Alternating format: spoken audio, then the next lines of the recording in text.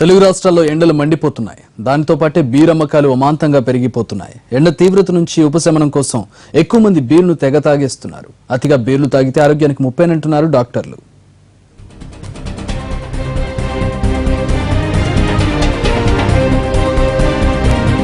ఆంధ్రప్రదేశ్, తెలంగాణలో గతేడాదితో పోల్చితే ఈసారి బీర్ల అమ్మకాలు భారీగా పెరిగాయి.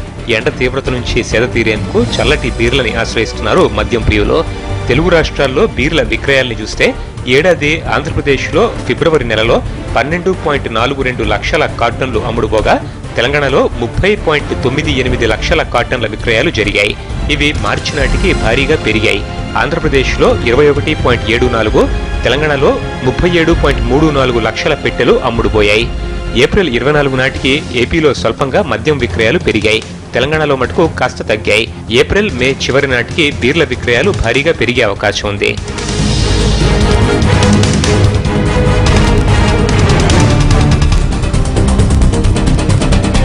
ఆంధ్రప్రదేశ్, తెలంగాణలో మద్యం దుకాణాల్లో బీర్కి డిమాండ్ పెరిగింది.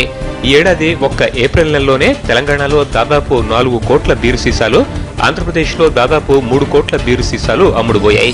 ఈ లెక్కలతోనే అర్థమవుతోంది వేసవిలో బీర్లపై ఎంత మోజుంటోందో. గతేడాదితో పోల్చితే ఈసారి అమ్మకాలు భారీగా పెరిగాయి.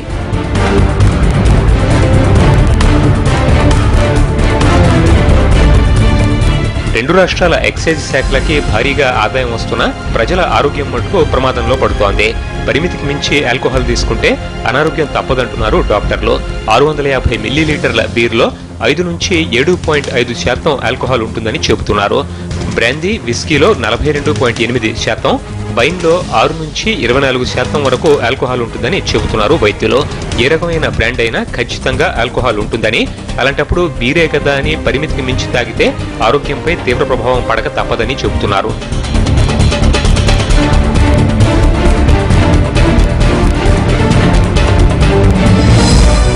బీర్లు ఎక్కువగా తాగినప్పుడు ఎక్కువ సార్లు మూత్ర విసర్జనకి వెళ్లాల్సి ఉంటుంది.